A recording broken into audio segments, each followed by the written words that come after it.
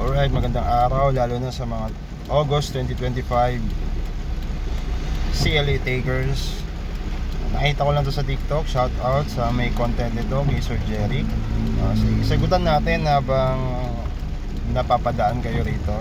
It also means weight and sufficiency of evidence. A. Burden of evidence. B. Burden of proof. C. Quantum of proof. D. Waterproof. Alright.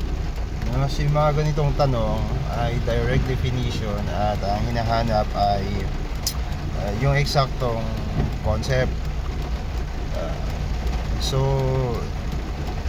let us rationalize, no? Ang unang hanapin natin yung maling sagot.